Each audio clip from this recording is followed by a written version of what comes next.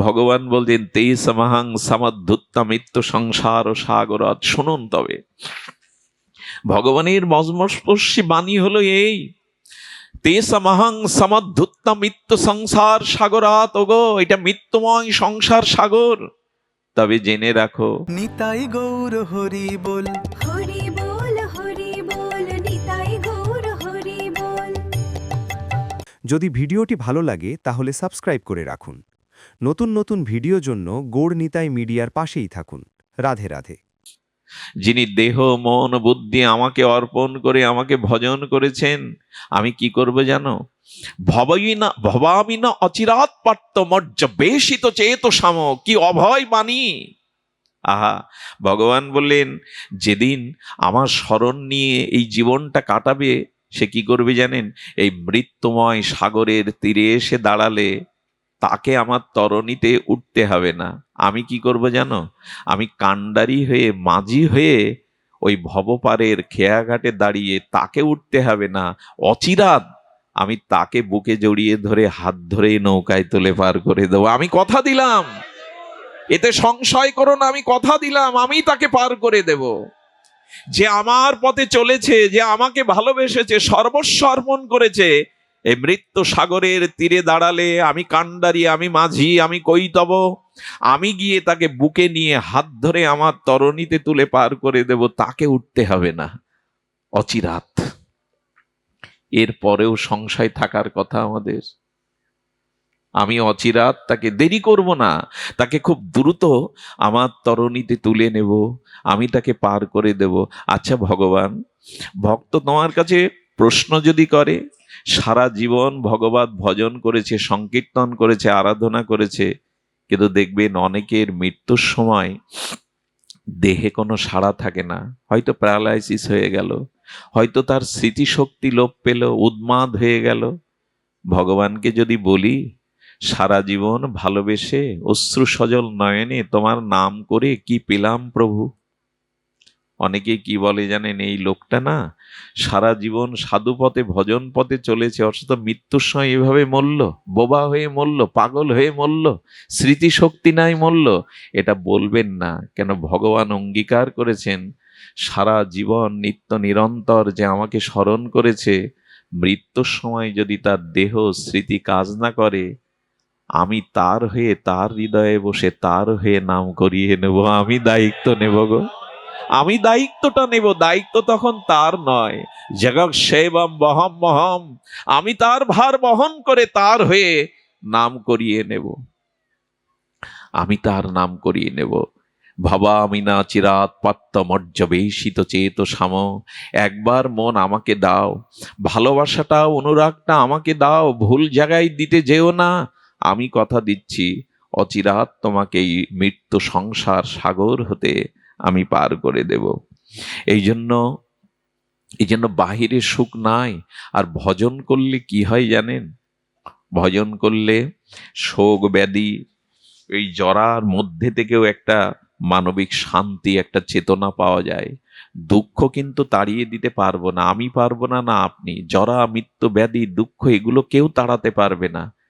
ভক্তের জীবনেও আছে, অভক্তের জীবনে আছে। কিন্তু ভক্ত হয়ে লাভ কি জানেন? ভক্তি পেয়ে লাভ কি জানেন?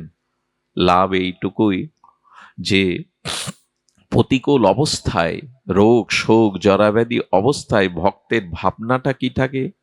ভক্তের ভাবনাটা থাকে, সেই ভাবনাটা এই, এটা তোমার মঙ্গল, এটা আমার কর্মফল। সে এর মধ্যে থেকে একটা কিছু শক্তি পায়। এই জন্য ভক্তের জীবনেও দুঃখ আসবে, অভক্তের জীবনেও আসবে। পার্থক্য এইটুকু, ভক্ত তা সহনশীল হয়ে মেনে নিতে শিখবে। এটির মধ্যেও তার কোনো করুণাকে সে উপলব্ধি করবে। আর ভক্তের দুঃখের মধ্যেও ভগবত অনুভূতিটি তার কাজ করবে। ভজন করলে, ভক্তিপথে এলে রোগ শোক জরা মৃত্যু ব্যাধি অপমান আসবে না তা নয়, আরো বেশি আসার সম্ভাবনা। কিন্তু তার মধ্যেও সে ওই যে বদ্ধ ঘরের মধ্যে জানলাটা খুলে দিলে যেমন দক্ষিণে একটা বাতাস পরশ বুলিয়ে যায়, দেহে শীতল ছায়া একটা আনন্দ দিয়ে দেয়, সুশীতল একটা পরমানন্দ হাওয়া লাগে। দেখেন, বদ্ধ ঘরে থাকলে তা পায় না, একই ঘর, ভজন যারা করে, হৃদয় দুয়ার যারা খুলে দিয়েছে, ওই বিপদের দিনে, মৃত্যুর দিনে, শোকের দিনে জানলার মধ্যে দিয়ে দক্ষিণা বাতাস এসে তাকে শান্তি দিয়ে দেয়, ওর মধ্যেও সে একটা শান্তি পেয়ে যায়। এটা তোমার করুণার দান, এটা তোমার কৃপার দান। এই উপলব্ধি এই ভজন থেকে আসে, এই ভক্তি থেকে আসে। তাই অনুরোধ করব আপনাদের, ভেঙে পড়বেন না। শূন্য স্থান ভগবান দেন ওই শূন্য জায়গায় তাকে বসানোর জন্য। তবে ভক্তি পাওয়ার উপায় একমাত্র সাধু সঙ্গ। আমি আপনাদের ইতিপূর্বেও শুনেছি, ভগবানকে পাওয়ার উপায় শাস্ত্র, জ্ঞান, ধ্যান, যোগ, সাধনা, এটাতে পাওয়া যায়। তীর্থযাত্রা, বিগ্রহ সেবা, দেবদেবীর আরাধনা, এটাতে পাওয়া যায়। কিন্তুটা কি?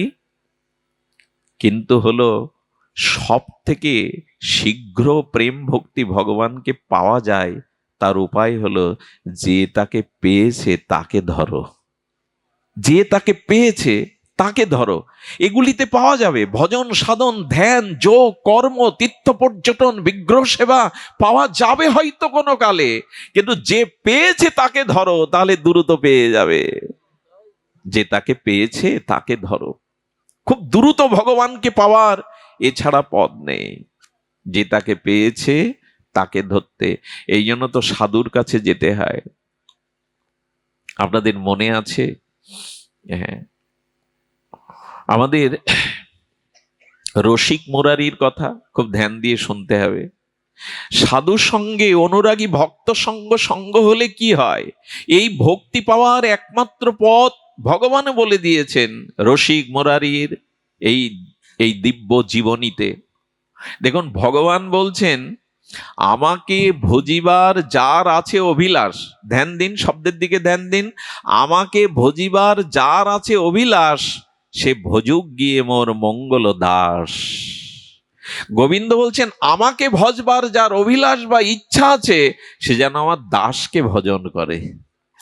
যে তাকে পেয়েছে না, তাকে ধরুন, দ্রুত তাকে পাওয়া যাবে। অন্য পথটা পাওয়া যাবে, সেটা যুগ যুগান্তর, জন্ম জন্মান্তরের অপেক্ষা আছে, কিন্তু যে তাকে পেয়েছে তাকে ধরলেই পাওয়া যাবে। এটাই বিধি, এটাই রীতি।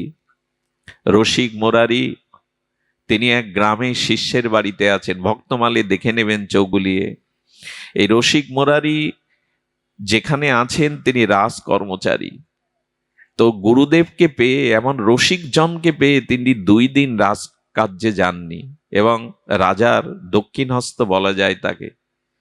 2 দিন পর সংবাদ দিয়ে যখন তাকে ডেকেছে রাজা, সম্রাট দেখেছে, বলছে কেন আসেনি? বলো, আমার গুরুদেব এসছে, গুরুচরণ ছাড়া রাজকার্য আমার কাছে অন্ধকারের মতো লাগে। বলো, বলিহারি তোমার গুরুদেব, তোমার মতো রাজ কর্মচারীকেও যে আবেশে বেঁধে ফেলেছে, তাকে তো একটু দেখতে হয়, নিয়ে আসো। মনে মনে বললেন, কেমন গুরু, কেমন সাধু, একটু পরীক্ষা তো করতে হবে। গুরুকে পালকি পাঠিয়েছেন, আর ভেতরে ভেতরে তার বিনাশ করার জন্য মস্ত হাতি রেখে দিয়েছেন। হাতি যেন তাকে আক্রমণ করে। দেখি সাধু যদি হয়, প্রকৃত সাধু যদি হয়, তবে এই মত্ত হস্তিকে সে বশ করুক। দেখুন, আমরাও মাঝে মাঝে এরকম পালকি পাঠাই, ফুল ছড়াই, আবার মনে মনে তার নিন্দাও করি। এই কপটতা থাকলে সাধু সঙ্গের এ পথে কিছু পাবেন না। সরল প্রাণী, বিশ্বাস শ্রদ্ধার সহিত এই রাজ্যে কোনো কপটতার স্থান নেই। মন মুখ 2 রকম হলে এ রাজ্যে শূন্য হাতে তাকে ফিরে যেতে হবে, কিছুই পাওয়ার নেই। গাও গাও সবে গৌরাঙ্গের গুণ, সরল করিয়া মন। মন সরল না হলে কপট এই রাজ্যে কিছুই পাবে না। ছাড়ো রে মন কপট চাতুরী, বদনে বলো হরি হরি, তবেই তো পাবে। কপটতায় আজ আমাদের ঘিরে ধরেছে, কপটতায় আজ আমাদের ভক্তি পথের, এই সরল পথের অন্তরায় হয়ে দেখা দিয়েছে। রসিক মুরারি পালকি নয়, বললেন হেঁটে যাব। সামনে মস্ত হস্তি, রাজা চিলিকোটার ওপর থেকে দেখছে যে কেমন সাধু পরীক্ষা করে নিতে হয়। রাজ কর্মচারীকে শিষ্য বানিয়ে ধন লোভে, প্রতিষ্ঠার লোভে শিষ্যকে আটকে রেখেছে, দেখতে চায়। মস্ত হস্তির চোখ রাঙা রাঙা হয়ে গেল, উন্মত্ত হয়ে যখন রসিক মুরারির দিকে ধেয়ে আসছে, রসিক মুরারি পলায়ন নয়, ওর চোখ রাঙা, হাতির মস্ত হস্তির আর রসিক মুরারির চোখে যখন বিন্দু বিন্দু জল ঝরছে, সামনে গিয়ে হাত জোর করে বললেন, ওরে কত জন্মের কত অপরাধে এমন শক্তিশালী হয়েও মানুষের বশবর্তী হয়ে জীবন কাটাচ্ছ। হাতির সামনে গিয়ে হাত জোর করে চোখের জলে বলেছে, একবার হরি বল, একবার হরি বল। এই সিনেমা নয়, গল্প নয়, উপন্যাস নয়। ভক্তমালে বলছেন রসিক মুরারি কেঁদে ফেলেছে, হস্তির সামনে গিয়ে বলছে, একবার হরি বল। জীবন সার্থক কর। কি বলবো আপনাদের, এরা জাদু জানে না। এদের হৃদয়ে যে ভগবানের প্রেম আছে, ভক্তি আছে, নয়নে জল আছে, এটাই যথেষ্ট। মস্ত হস্তির লাল চোখ জলে ভরে গেল। কি জানো ওর আসলে কি জানেন?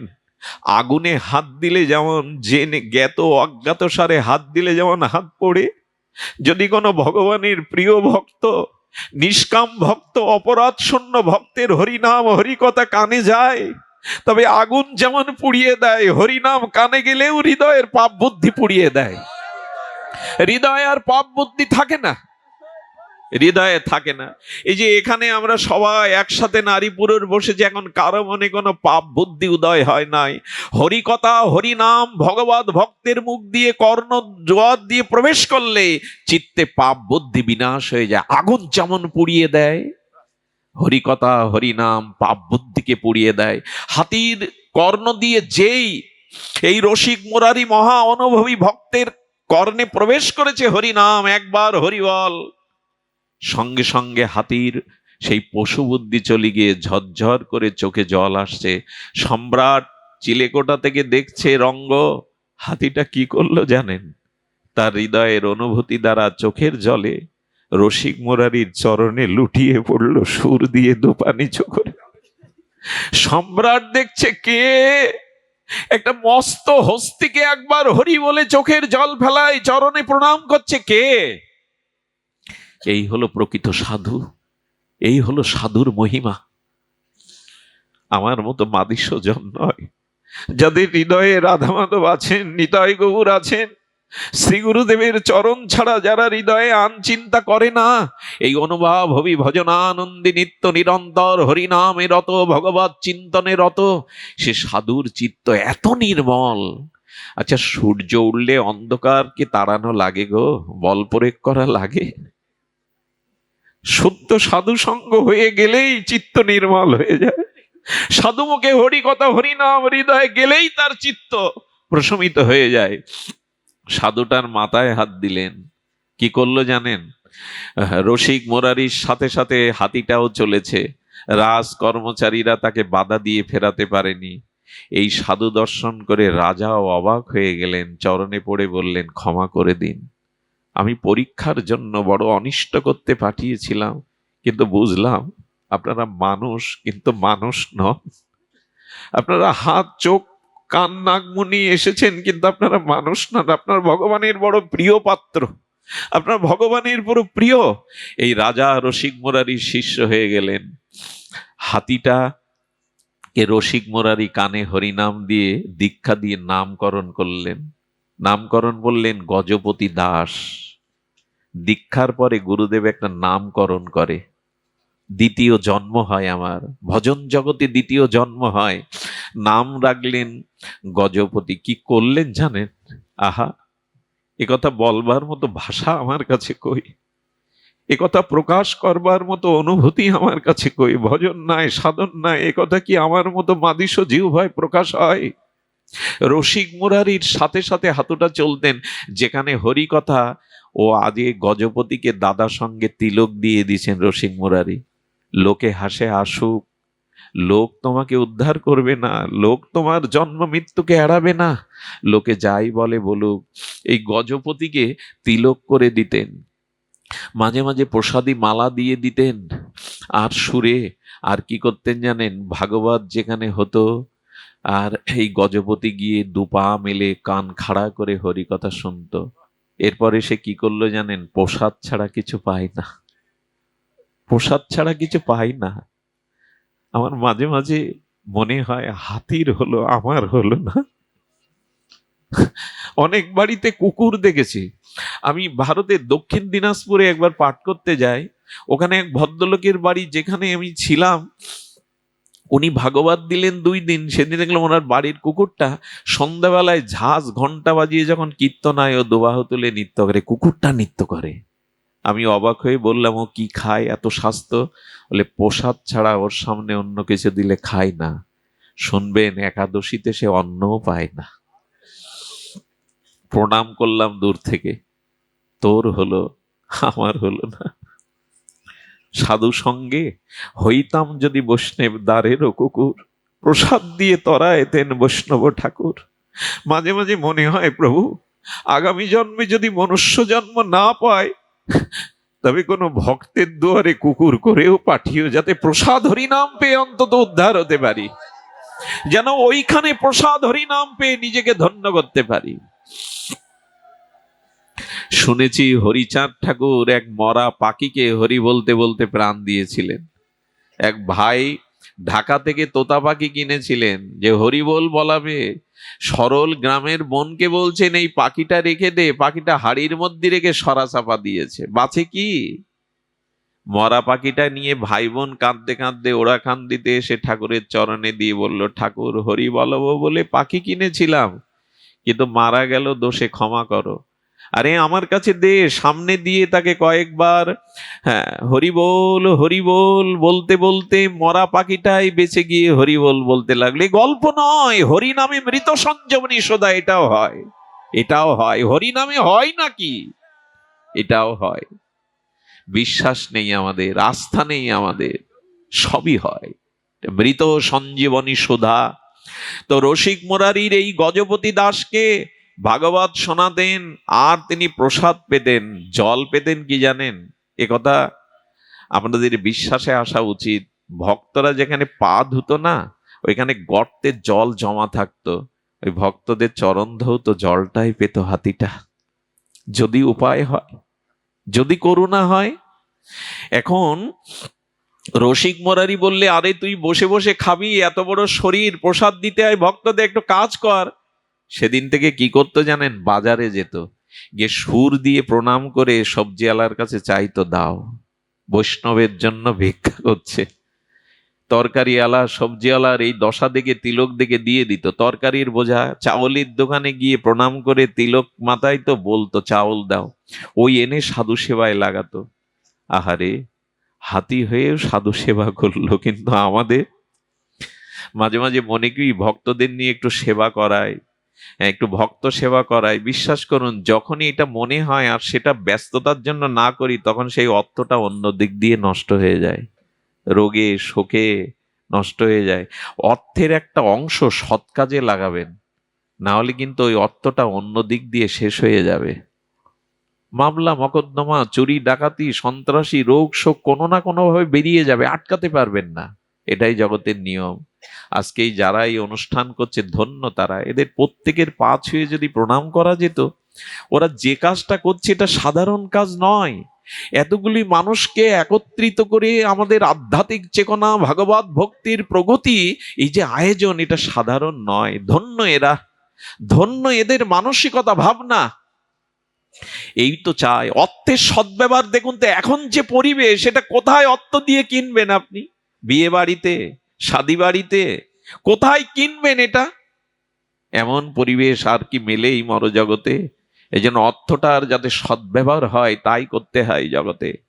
এক মুঠো যদি শুদ্ধ কোনো মানুষ পায়, ভক্ত পায়, ভগবান বড় প্রসন্ন হয়। ভগবান বলেছেন, আগে মানবিক গুণাবলীতে গুণান্বিত হও, ভক্তি তো অনেক উপরে, আগে মানুষ হও, আগে নিজের সদ্ব্যবহার করো। হাতিটা ভিক্ষা করছে বৈষ্ণব সেবার জন্য, ভিক্ষা করে এনে সাধু সেবা করত। কিন্তু রাজার কানে নালিশ গেল, এই হাতিটা বাজারে চাউল ডাল সবজি নিয়ে যায়, রাজা বিচার করে। রাজা দেখলো যে হাতি একা একা গিয়ে বৈষ্ণব সেবার বাজার নিয়ে আসে, এরকম বুদ্ধিমান হাতিকে দরকার। রাজা ষড়যন্ত্র করে 4 জনকে পাঠালো সাধু বেশে। সাধু না হলেও যাবে না, ও সাধু হয়ে গেছে। সাধু বেশে ওকে ধরে আনো বাজার থেকে। 4 জন মালা তিলক সাধু বেশ ধরে গেলে মনে করলো সৎসঙ্গে ডেকে নিয়ে যাচ্ছে। সরল বিশ্বাসে গজপতি দাস তাদের সাথে যে এই রাস দুয়ারের সামনে গেল, শত শত লোক তাকে শৃঙ্খলিত করে বেঁধে ফেলল। এর পরের কাহিনীটা বড় হৃদয় স্পর্শ করে। 7টা দিন শৃঙ্খল করে বেঁধে রাখলো, সামনে কত খাদ্য, কিন্তু মুখে দেয় না। সাধু সঙ্গবিহীন, প্রসাদবিহীন, বৈষ্ণবের চরণ জলবিহীন 7 দিন না খেয়ে পড়ে আছে মরার মতো। গ্রন্থকার লিখছেন ভক্তমালে, ওর মনের অনুভবিত ভক্তমাল গ্রন্থকার নাবাজি লিখছেন, ও প্রাণ ত্যাগ করবার সংকল্প করব, যদি সাধু সঙ্গ না হয়, প্রসাদ না পায়, বৈষ্ণব সেবা, হরিকথা না পায়, প্রাণ রেখে লাভ কি? এ প্রাণ রেখে লাভ কি? মাছকে জল থেকে তুলুনও বাঁচবে না। যারা এই পথে এসেছেন, ভজন অনুভব পেয়েছেন, তারা সাধু সঙ্গ, হরিকথা, হরিনাম ছাড়া তারা বাঁচবে না। অন্য কিছু দিয়ে তাদের বাঁচানো যাবে না, এটা তাদের প্রাণের দাবি। মাছ বাঁচে না জল ছাড়া, ভক্ত ভক্তি ছাড়া, ভজন ছাড়া, সাধু সঙ্গ ছাড়া বাঁচে না। সুধীজন এমনি করে 7 দিন যখন সংকল্প করে, পাবে না, রাজ সম্পদ পাবে না। রাজা বললে, এক কাজ করো, গঙ্গার তীরে নিয়ে যাও। এখানে বদ্ধ জায়গায় হয়তো পেতে পাচ্ছে না, গঙ্গার তীরে নিয়ে শৃঙ্খলিত করে নিয়ে যাও, নিয়ে ওখানে দেখো কিছু খাই কিনা, হলে বাঁচানো যাবে না। গঙ্গার তীরে গজপতি দাসকে এসে গঙ্গাকে দেখেই মনে মনে বললেন, মা, হে পতিত পাবনী, তুমি তো হরির চরণচ্যুতা, তুমি হরির চরণামৃত। মা, আমি কিঞ্চিত সাধু কৃপা পেয়েছিলাম, গুরু কৃপা পেয়েছিলাম, তাই তোমার দুয়ারে আমাকে ওরা এনেছে। মা, এ প্রাণ আমি আর রাখতে চাই না, রাস বন্ধি থেকে আমি মুক্তি চাই, দাও মা, তোমার কোলে আমার শেষ আশ্রয় দাও। হাতিটা এই বলতে বলতে শৃঙ্খল মুক্ত হয়ে সেই যে গঙ্গায় প্রবেশ করলো, সুরটা উঁচু করে মা গঙ্গাকে সাক্ষী রেখে বলছে, মা, এ দেহ তোমাতেই পতন হোক, তুমি হরির চরণ থেকে প্রবাহিতা, তোমার চরণে দেহ রাখলে আমি আগামী জন্মে হয়তো বৈষ্ণব শরীর পাবো, মনুষ্য শরীর পাবো, ভজন করতে পারবো, দাও মা, আমাকে আশ্রয় দাও। সেই গঙ্গাতেই গজপতি দাস প্রাণ ত্যাগ করে চিরদিনের মতো ভগবদ রাজ্যে ফিরে গেল। এই হলো সাধু দর্শন, সাধু সঙ্গের মহিমা। সদ্গুরুদেবের এই হলো মহিমা। শ্রীগুরু পাদ পদ্ম, সদ্গুরুর চরণাশ্রয়, এটাই হলো মহিমা। আর আমাদের এই যুগ চৈতন্যের যুগ, আমাদের এই যুগ নিত্যানন্দ করুণার যুগ, আমাদের এই যুগ ব্রজভজনের যুগ, আমাদের এই যুগ নবদ্বীপের সংকীর্তনের যুগ। এই বিশেষ কলিতে চারিদিকে অন্ধকার বটে, কাম কামনা হিংসা, বিশ্বজুড়ে লোকক্ষয় রক্তক্ষয়, কিন্তু এর মধ্যেও একটি পরম পাওয়া আছে। এটা নিতাই চৈতন্যের যুগ, এটা হরি নামের যুগ, এটা প্রেমের যুগ। এই যুগে অল্পতেই যারা ভগবত চরণ আশ্রয় করে, হরিনাম আশ্রয় করেছে, সাধুগুরু আশ্রয় করেছে, অতি অনায়াসে পার হতে পারবে। সত্য যুগের মতো কঠোর তপসাধনা নয়, ত্রেতার মতো অশ্বমেধ গোমেধ যজ্ঞ নয়, দাপারের মতো ষড়শৈশ্বর্যে পূজা নয়। এই যুগে একমাত্র সরল প্রাণী যদি দিনান্তে কেউ একবার নিতাই বলে, একবার গৌর বলে, ভগবান তাকে করুণা করবেন। আমাদের জন্য এই হরিনাম, এই হরিকথা দিয়ে গেছেন। এই হরিনাম হরিকথাকে অবলম্বন যারা করেছে, এরা বঞ্চিত হবে না, এরা বঞ্চিত হতে জানে না। চাই দৈন্য, চাই সংযম, চাই নিরভিমানতা। আজকের দিনে সব থেকে যেটা বড়, সেটা হলো এই দৈন্যের দ্বারা, দীনতার দ্বারা। আজ আমরা যদি একটুখানি হৃদয় সরল করে হরিকথা হরিনামকে আশ্রয় করতে পারি, তবে আমাদের আর চিন্তা নাই। গৌরাঙ্গেরও 2টি পদ, যার প্রেম সম্পদ, সে জানা ভক্তি রসসার।